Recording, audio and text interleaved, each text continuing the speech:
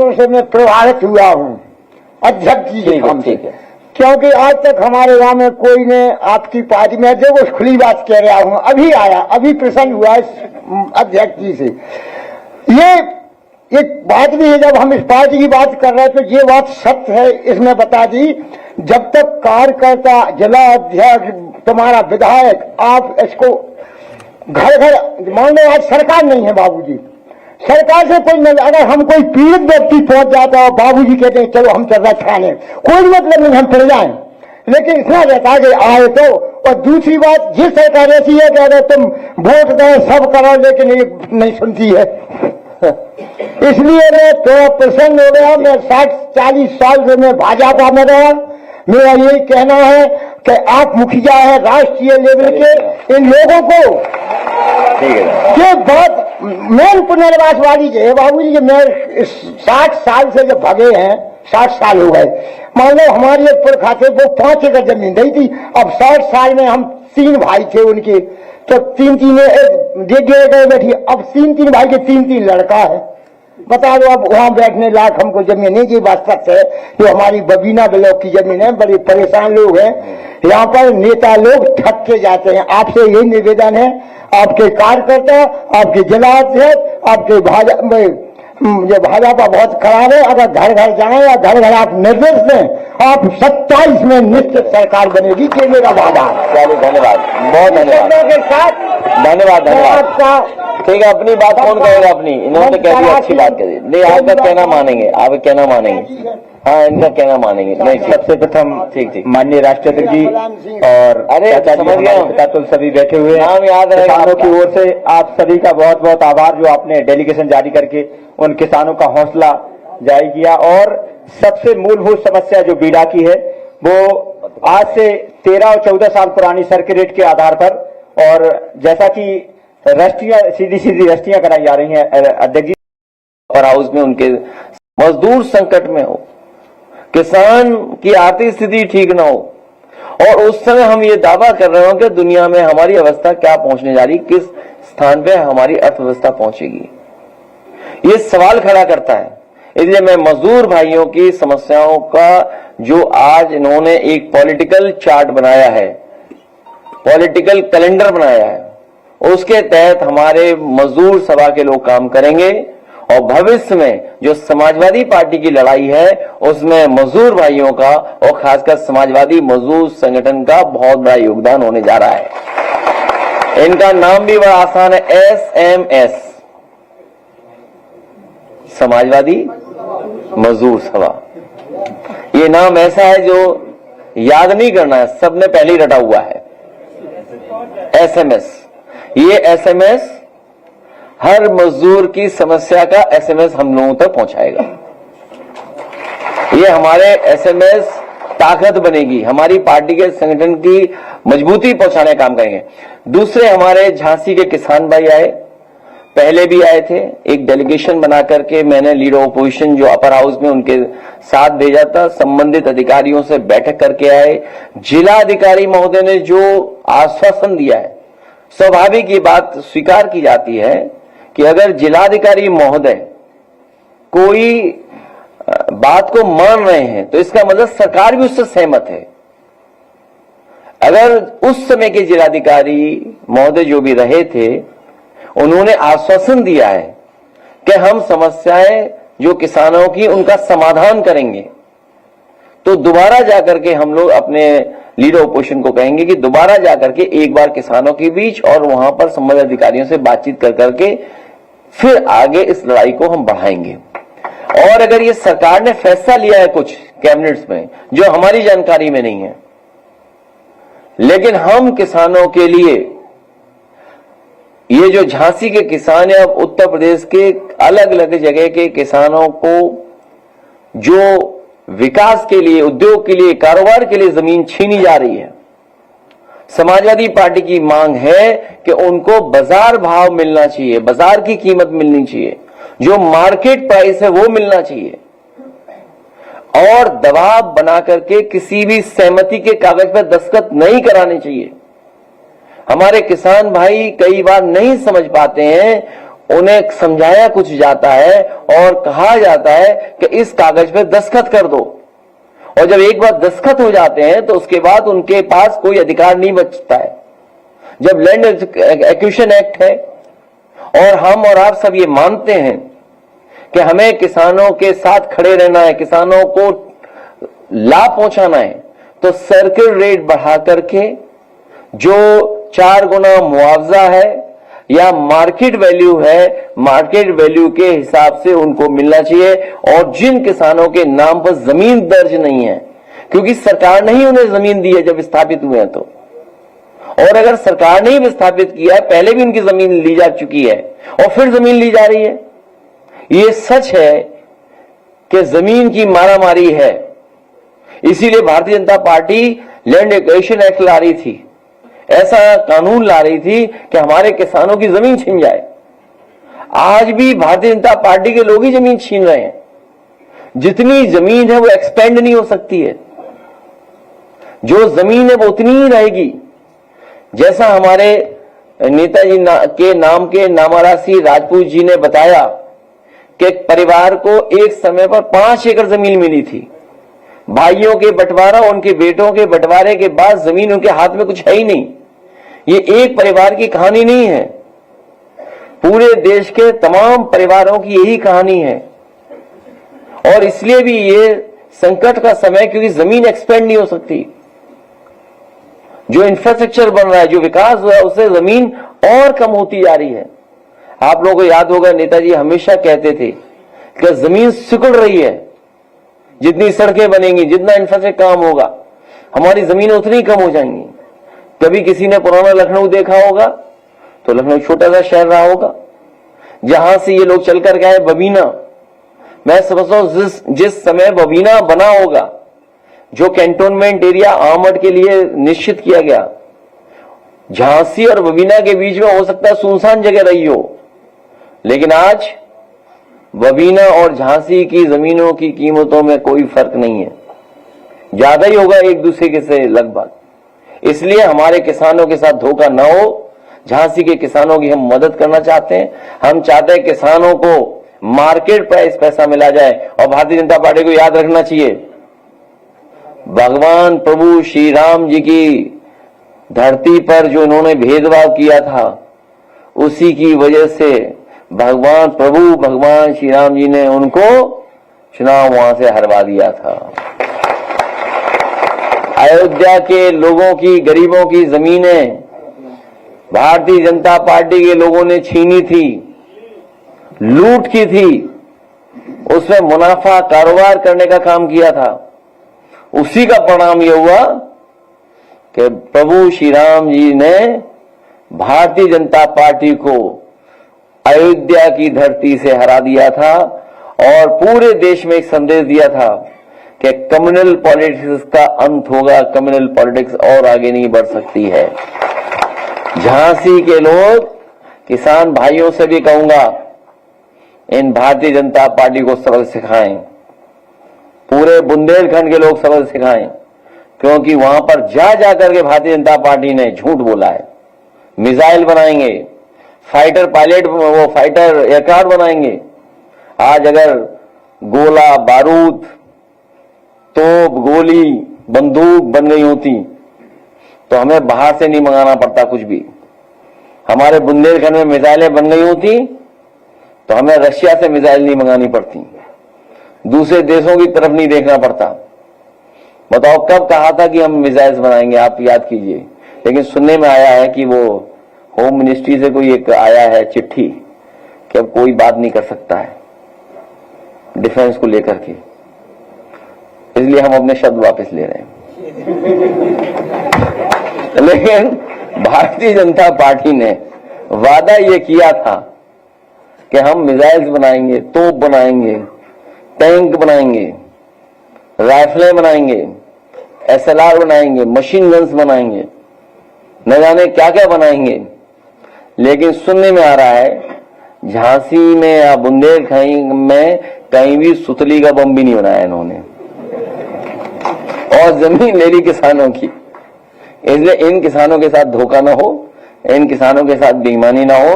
अपने किसान भाइयों को हम कहते हैं, समाजवादी सरकार बनवाइए, मार्केट प्राइस से आपको मुआवजा दिलाने का काम करेंगे और सरकार के किसी कागज पे दस्तखत न करें, सरकार के किसी कागज पे दस्तखत न करें। आज जब मैं सुबह सुबह उठा, सुबह ही सुबह 6:15 के बाद एक खबर आई कि आगरा में अमन यादव का इनकाउंटर कर दिया गया।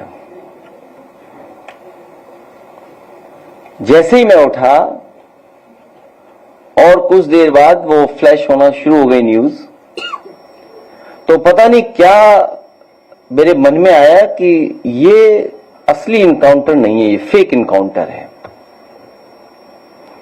तभी देखा मैंने कि आगरा से कार्यकर्ता का फोन आ रहा है। मैंने फोन उठा लिया तो जानकारी हुई कि सरकार के लोगों ने उसका गलत नाम चलवाया है। जो सरकार इनकाउंटर कर रही हो और उसका असली पूरा नाम न जानती हो, तो बताओ फेक इनकाउंटर है कि नहीं है? जो सरकार असली पूरा नाम भी नहीं जानती है,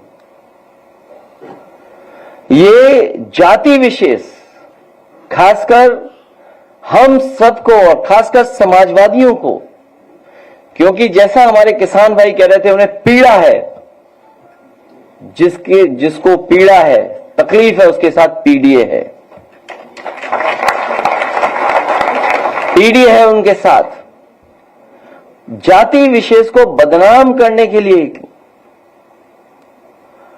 इन्होंने नाम जानबूझ करके चलवाया। जब मैंने वहां के लोकल पत्रकार साथियों से पूछवाया कि आखिरकार ये नाम क्यों लिखा गया, क्यों फ्लैश किया गया, तो उन्होंने कहा कि पुलिस के हैंडल पे ट्वीट किया गया था या मैसेज गया था। मैंने तत्काल उससे कहा कि उस मैसेज की स्क्रीनशॉट मांगिए, तो उसके बाद उसने स्वीकार किया प्रेस के लोगों कि उसे मौखिक बताया गया था। पुलिस के किसी बड़े अधिकारी ने उसे ब्रीफ किया था पत्रकारों को।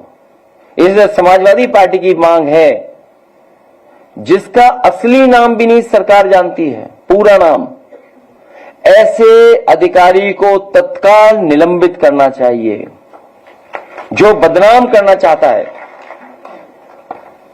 ये आपराधिक कृत्य है। मुझे खुशी है इस बात की, यहां जितने चैनल अखबार वाले बैठे जिन्होंने पहले वो नाम फ्लैश किया था, उन सब ने वो नाम बदल दिया।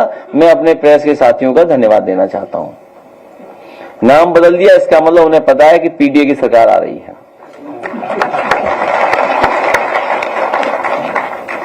जैसे ही सूचना गई हमारे कार्यालय से, मैं अपने पत्रकार साथियों का विशेष धन्यवाद देता हूं कि जिन्होंने उस नाम में सुधार लाने का काम किया। बहुत महत्वपूर्ण एक संदेश अरविंद जी आपको सुनाएंगे। उसके चाचा और हम दोनों मौजूद हैं आपके सवालों को लेने के लिए।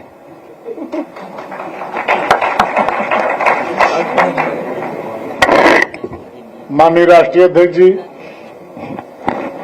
सम्मानित मंच, पत्रकार बंधुओं और सभागार में उपस्थित सम्मानित साथियों,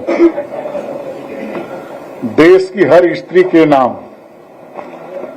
भाजपा का मुखौटा नारियां ही उतारेंगी।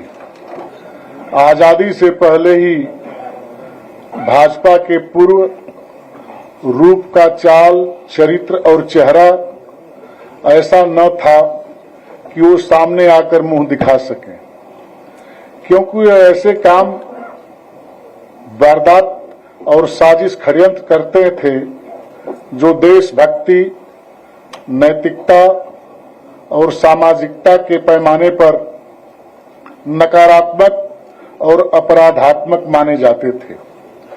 इसीलिए इनकी गतिविधियां हमेशा भूमिगत रहकर मुखबिरी के रूप में ही दबे छिपे चलती रही। इसीलिए भाजपा ने कई बार रूप बदला जिससे ये पहचाने न जा सके।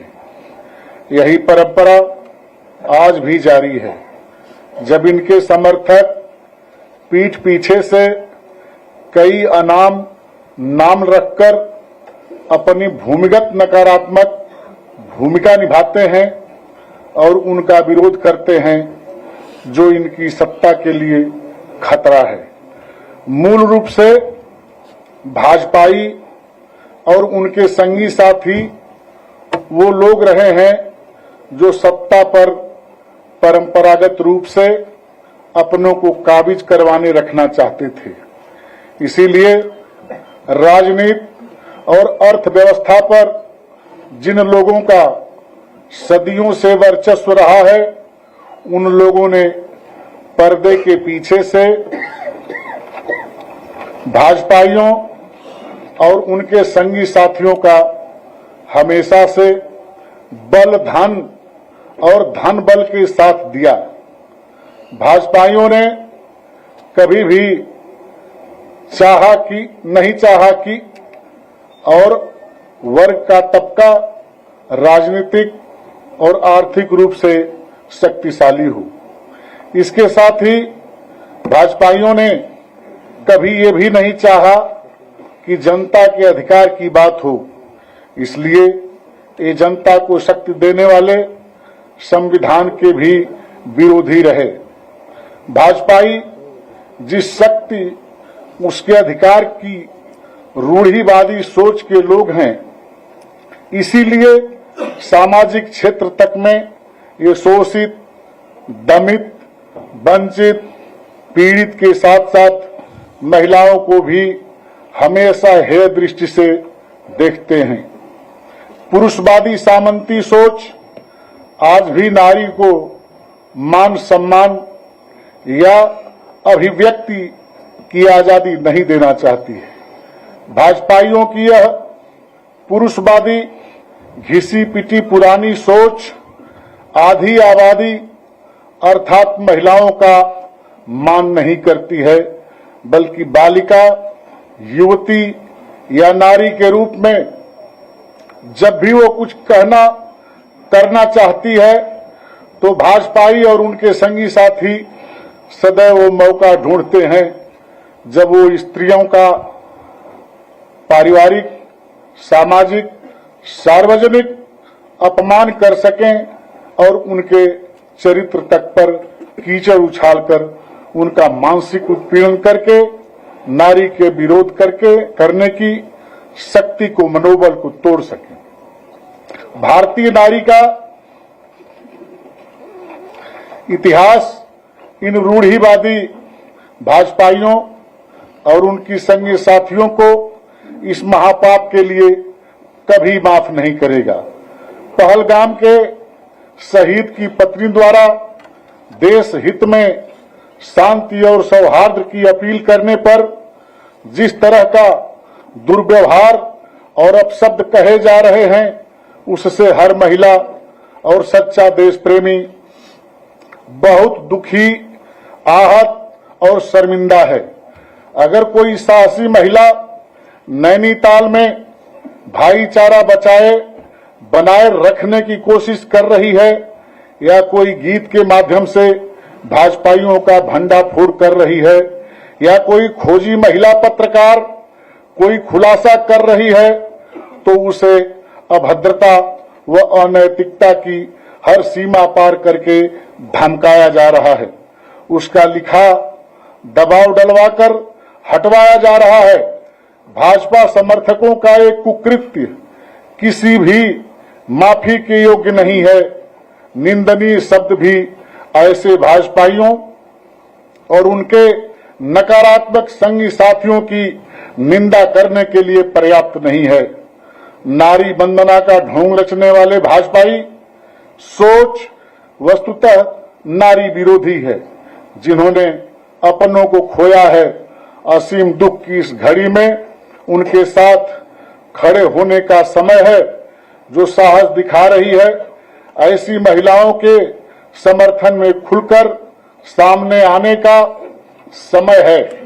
भाजपाइयों और उनके संगी साथियों की नारी विरोधी सोच और संकीर्ण विचारधारा को उजागर करने का वक्त आ गया है। आज देश की हर बालिका युवती का यही ऐलान है। हम भाजपा का महिला विरोधी चेहरा सबके सामने लाएंगे।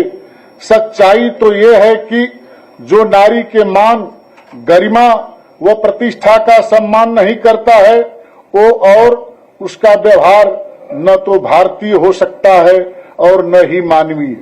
भाजपा को अपने नाम में भारतीय लगाने का नैतिक अधिकार भी नहीं है। इस संदर्भ और परिप्रेक्ष्य में हमारी पुरजोर अपील है कि महिला आयोग शाब्दिक औपचारिकता न निभाए और अगर कहीं है तो अपनी शक्ति दिखाए। कहीं है, कोई है। बहुत बहुत धन्यवाद।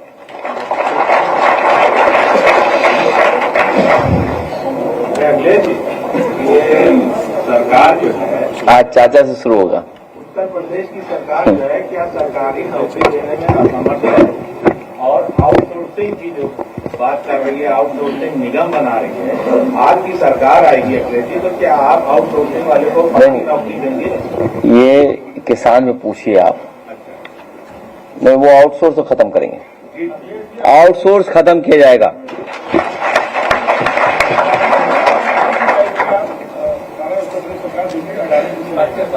क्या आया तो हमारा एक काम मान लो, हमारा भी कहना मान लो। आज ऐसा है, हर दिन हम ये पढ़ते हैं अखबारों में और कई बार आप लोगों ने भी लिखा होगा कि जेपी ने ऐसी बिक रहा है। हम आज आपके सामने कह रहे हैं कि जब सब बीजेपी बेच ही रही है तो हम समाजवादी पार्टी के लोग मिलकर के जेपी नायसी को लेना चाहते हैं। और इसलिए लेना चाहते हैं जो उन्होंने औरों को कीमत लगाई हो, जो उन्होंने औरों को बेचने के लिए कीमत गुपचुप लगाई हो, वही कीमत हम लोग देने को तैयार हैं। और इसलिए क्योंकि इससे न केवल हमारा इमोशनल अटैचमेंट है जेपी नायसी से, बल्कि हमें आइडियोलॉजिकल अटैचमेंट बहुत बड़ा है।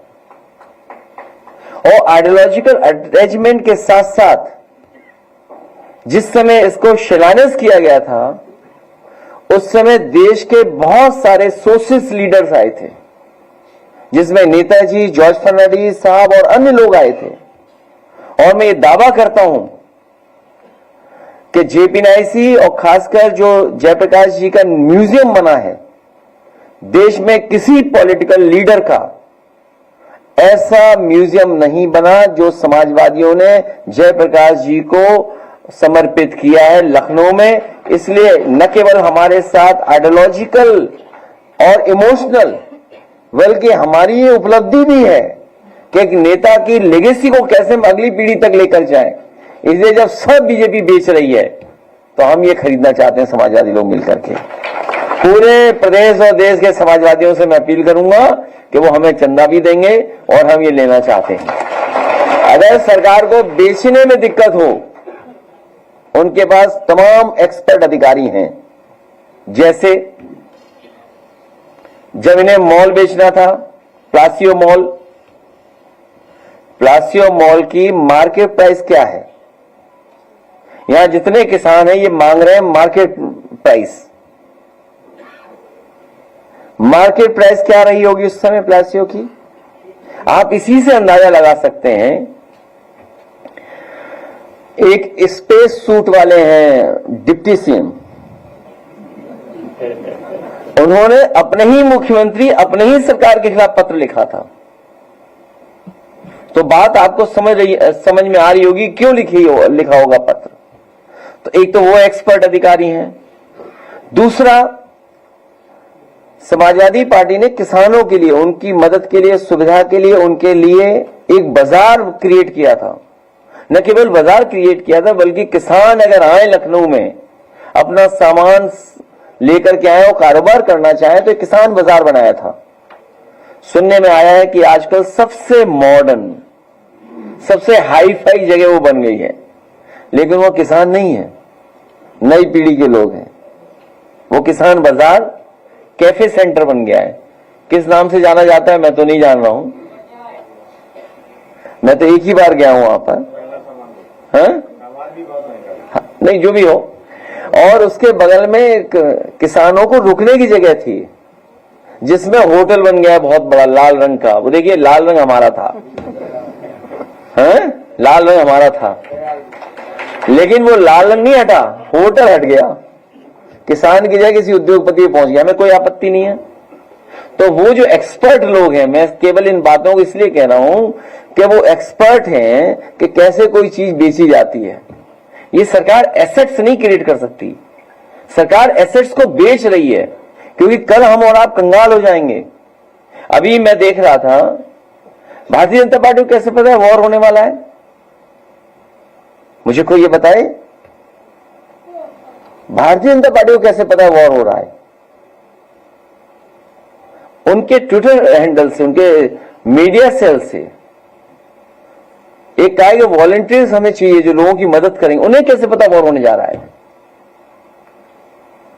ये सोचने की बात है। मैं आपसे कह रहा हूं, अरे देश बचाओ, हम सब बचेंगे तभी। आप बताइए, बीजेपी कैसे इसको ट्वीट कर सकती है? आप पे भी होगा, अभी चल रहा, वाईफाई हमारा चल रहा नहीं चल रहा है? तो सुरक्षा जैसे विषय पे भी कोई गंभीरता नहीं बीजेपी के अंदर। मुझे नहीं कहना चाहिए, क्योंकि मैंने मोबाइल ऑन किया तो अचानक आ गया, तो मैं अचानक बात कर रहा हूं आपसे। इनकी पार्टी के लोगों को कैसे पता है कि ये होने जा रहा है?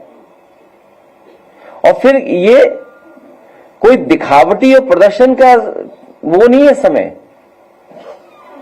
आप अपने ट्विटर हैंडल पे डाल रहे हैं वॉलंटियर्स चाहिए हमें। आप पढ़िएगा इंग्लिश में चिट्ठी क्या है, पढ़ दे कोई अगर पढ़ सकता है तो इंग्लिश में। हिंदी में क्यों नहीं दिया इन्होंने?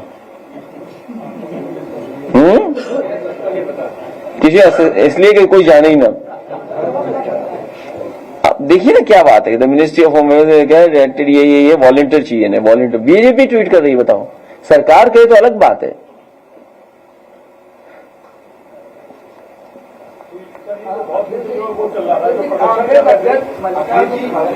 दावा खिलाए जाती है। पहलगाम हमले से पहले 3 दिन पहले पीएम मोदी को एक खुफिया रिपोर्ट दी थी, जिसके बाद उन्होंने कश्मीर का दौरा रद्द किया, लेकिन आम आदमी की सुरक्षा सुनिश्चित नहीं। अब वो विषय नहीं है, अब विषय ये है कि मॉक ड्रिल होने जा रही है। अब विषय वो खत्म हो चुका है। अब सब ने जब ये आश्वासन दे दिया और सरकार के पक्ष में खड़े हो गए हम सब कि सरकार जो करेगी, जो ठोस कदम उठाना चाहे उठाएं, तो अब पुराने सवाल नहीं खड़े हो सकते हैं। हालांकि मुझे कांग्रेस पार्टी के बारे में नहीं कहना, वो सीनियर लीडर है, लेकिन हम सब ने मिलकर के सरकार को यही आश्वासन दिलाया है, भरोसा दिलाया कि आप ठोस कदम उठाइए, हम आपके साथ हैं। अब तो मॉक ड्रिल होने जा रही है, इसलिए लाइट वाइट जो इंस्ट्रक्शंस हो वो आप भी जारी कर देना, तो हम लोग फॉलो करेंगे, और जो सरकार कहे वो मान लेना आप भी। कर रही है, वहीं पे कासगंज जा रहे थे, आज रामलीला फोन को रोक दिया गया है और उनको छावनी बना दिया गया पूरे घर को, और जाने नहीं दिया जा रहा पीड़ितों से मिलने के लिए। इसको कैसे आप देखते? आगरा में अभी न्यूज नहीं है मेरे पास। आगरा में मेरे किसी ने न्यूज दी थी, और आपके किसी अखबार ने लिखा है कि 7 दिन के अंदर पिछले कई दिनों से जाने कितने मर्डर हुए वहां। बड़े पैमाने पे मर्डर हुए हैं आगरा में। वो मेरे पास है नहीं न्यूज इस समय, लेकिन मेरे पास न्यूज नहीं है कि पुलिस इसी में लगी हुई है। अब आप देखिए चंदौली में क्या हुआ, चंदौली में क्या हुआ। सरकार बचा रही है, बीजेपी है, न केवल खुल के नाम ले रहे हैं, सबको पता है, सबको पता है कि मर्डर किसने किया है, कौन लोग पीछे हैं। भाई हमने आपने तो लाइव देखे मर्डर, तब कुछ नहीं हुआ।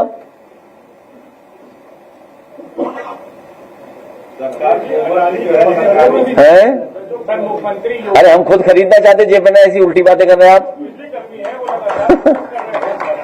देखिए सरकार क्यों लाए वो लोग, बीजेपी की सरकार क्यों लाए, अब बिकेगा सब। मुख्यमंत्री योगी आदित्यनाथ जी ने अधिकारियों को आदेश, भाई सरकार क्यों लाए आप लोग, हम सब लोग क्यों लाए सरकार? जब हम लोग बता रहे थे कि भारतीय जनता पार्टी सब बेच देगी, हम तो सदन में कह रहे थे मॉल बिक गया, हमने सदन में कहा कि किसान बाजार बिक गया। तो सरकार बेचने वाली है, ये बनाने वाली नहीं है, ये एसेट्स नहीं क्रिएट करेगी। जो आपके सरकार के एसेट्स हैं उनको सबको बेच देगी। चाचा भी हैं और परिवहन का सवाल है, आप कह रहे हैं एक्सेस बेची जा रही है। 19 कार्यशालाओं को 3 महीने पहले निजीकरण हुआ, हो गया, उसके बाद भी अखबार में न्यूज नहीं आई। लखनऊ के अवध डिपो में अखिलेश जी 57 बसें हैं, जिसमें से ज्यादातर बसें ब्रेकडाउन और ऑफ रोड रह रही है। काफी ज्यादा यात्रियों को दिक्कत भी हो रही है। एक निजी कंपनी को टेंडर दिया गया है, चाचा बताओ। कंपनी रोज कार्यशाला से बस रास्ते में ब्रेकडाउन, क्या कहेंगे? अब चाचा बताएं। चाचा आपने दे जवाब इसका। बसों पे हमें चिंता नहीं है। देखिए, जब सभी बेचा जा रहा है तो बसें भी बेची जा रही हैं।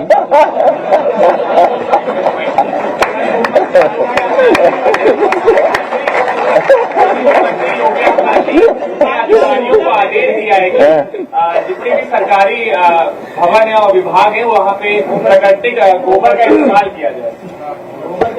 गोबर के पेंट। मैं इसमें कुछ नहीं कहूँगा। गोबर से याद आया, उन्नाव के साक्षी महाराज ने कहा है कि साक्षी महाराज ने कहा कि अखिलेश के दिमाग में गोबर भरा है, उनको साक्षी जब मिलेंगे हम उन्हें प्रणाम भी करेंगे और हम पूछेंगे जरूर उनसे। देखो, मैं सच बताऊंगा आपको, आप नहीं जानती कुछ भी। जिस दिन हम चाहेंगे साक्षी महाराज जी समाजवादी पार्टी में आ जाएंगे। आप जानती नहीं हो कुछ, सच बता रहा हूं मैं आपको, आप पूछ लो फोन मिला के। हम लोग जिस दिन चाहेंगे उसी दिन साक्षी महाराज जी समाजवादी पार्टी में आ जाएंगे। हम जिस दिन उनसे अपील करेंगे, निवेदन कर लेंगे कि यार छोड़ो उसको, अब हमारे साथ आइए, लड़ाई बड़ी है पीडीए की, जातीय जनगणना की, वो हमारे साथ खड़े दिखाई देंगे। और सच्चाई बता दो, उन्हीं के दबाव में जातीय जनगणना हुई है।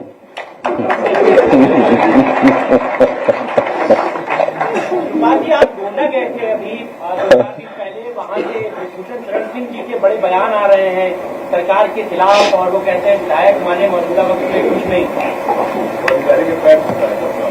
तो भूषण शरण जी का भी थोड़ा दिल मुलायम हो रहा है क्या?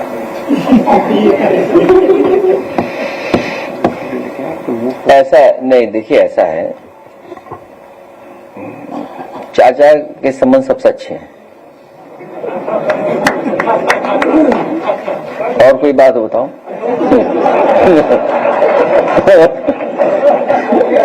तो सदन की कार्रवाई नहीं जानते कुछ भी।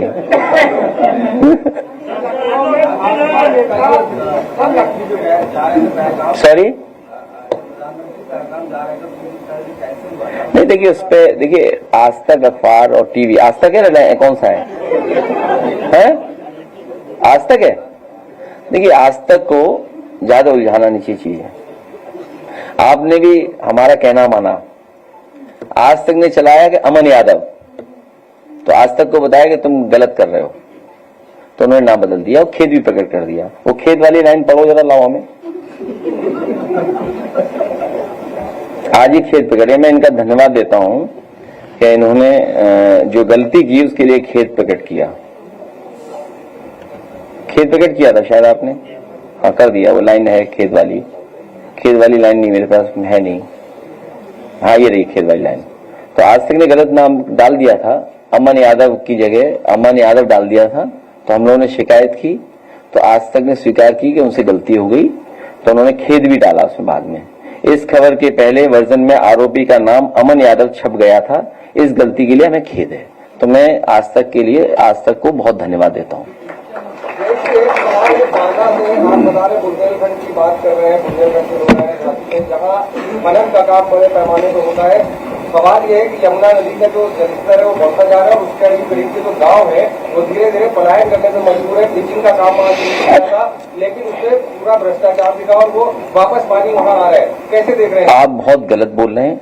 आदरणीय योगी मुख्यमंत्री जी बहुत ही ईमानदार हैं, आप सब बात गलत बोल रहे हैं। ये खनन में चोरी नहीं हो सकती। कल किसान राजधानी लखनऊ में प्रदर्शन कर रहे थे, उस समय उन्होंने कहा कि योगी जी झूठ बोलते हैं। नहीं, ये मत बोलो। गन्ना किसानों को तमाम बड़े वादे की वीडियो तो दिखाई है। नहीं, ये गलत बोल रहे हैं आप। हमारे मुख्यमंत्री योगी जी सच के अलावा कुछ नहीं बोलते। गन्ना किसानों को मूल्य नहीं मिला, सच के अलावा कुछ नहीं बोलते। जाने वाले की तारीफ करते रहो, जाने वाले हैं।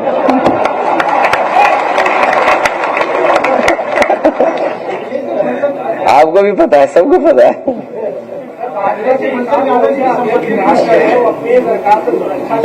है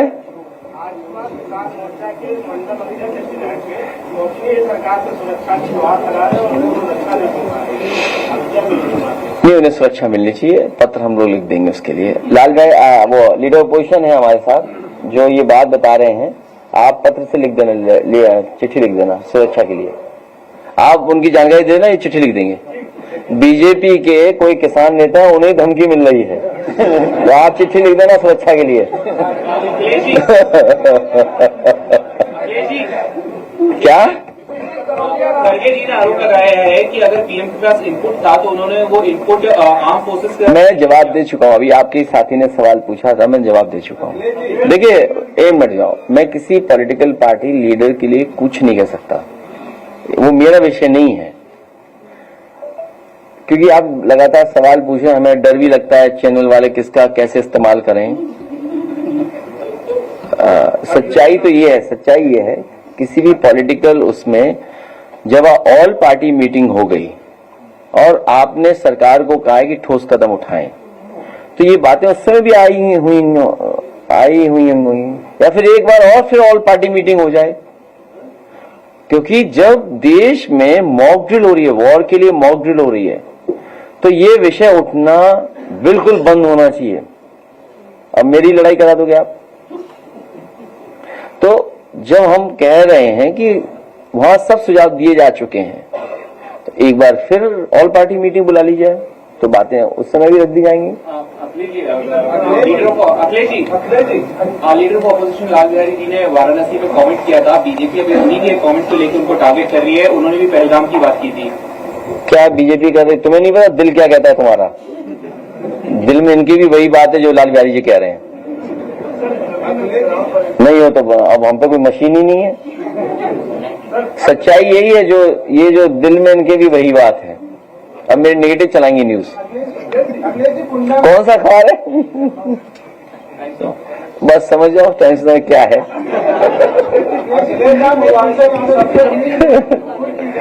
देखिए, अभी ये विषय नहीं उठाने चाहिए। देखिए, आपको भी गाइडलाइन आ गई है होम मिनिस्ट्री की। मैं अपने पत्रकार साथी से कहूंगा, ये कौन सा चैनल बताया था आपने? टाइम्स नाउ भाई, ऐसा करो, गाइडलाइन हमने तो पढ़ी नहीं, तुम पढ़ लो और पढ़ करके सवाल मत पूछिए आप कि जब गाइडलाइन आ गई है होम मिनिस्ट्री की तो आपको ये सवाल नहीं करना चाहिए। मैं होम मिनिस्ट्री के अधिकारियों से कहूंगा कि ऐसे पत्रकार साथियों के खिलाफ कार्रवाई करें, एफआईआर लिखाएं इनके खिलाफ।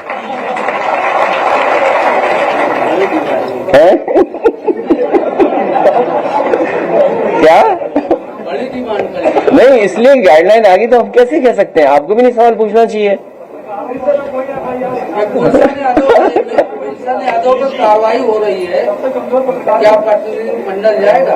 देखिए, ये चाचा भी जा चुके हैं, हम भी उसके घर जा चुके हैं। ये क्यों कार्रवाई हो रही है? आपको ये सोचना चाहिए क्यों कार्रवाई हो रही है। और हर स्तर पे वकीलों के जो हमें सहयोग लेना पड़ता है वो भी हम ले रहे हैं, कानूनी मदद ले रहे हैं। आर्थिक रूप से भी जितना तोड़ा जा सकता है तोड़ा जा रहा है। और आप टाइमलाइन देखिए कि मुकदमे कब दर्ज हो रहे हैं, वो टाइमलाइन देखिए आप। पुलिस कप्तान, इससे पहले, बहुत पहले जब पुलिस कप्तान थे तो मैंने बात की उनसे, तो उनकी बातों से लगा कि उनके ऊपर कोई दबाव है, जिसके कारण वो लगातार झूठी एफआईआर लिखा रहे हैं। लिखाने वाले कौन लोग हैं? देखिए, वो घबराए लोग हैं जिन्हें चुनाव हारना निश्चित है।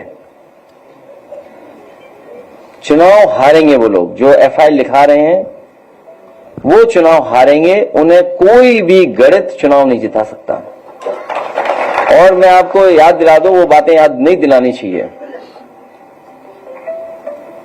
बहुजन समाज पार्टी ने कोई फैसला लिया था उस जिले में, वो फैसला मुझे बदलना नहीं चाहिए था।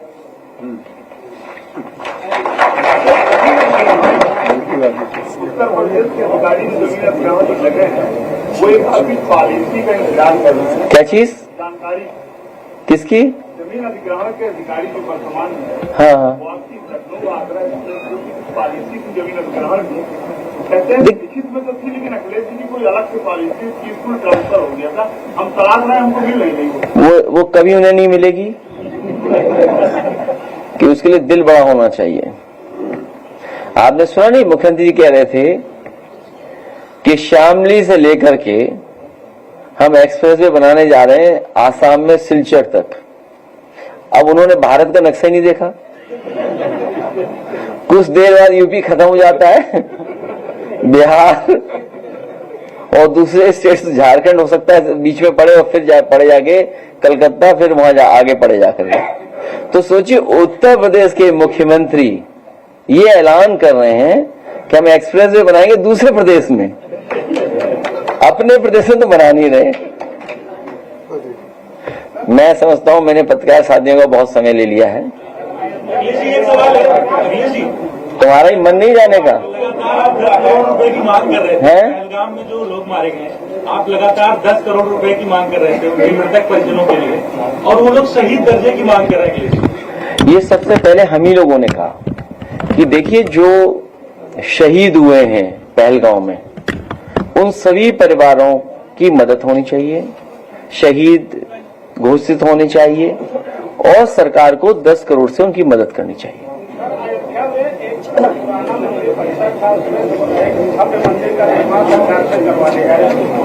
कौन से भगवान है वहाँ है? मुझे मेरी जानकारी में नहीं है। मेरी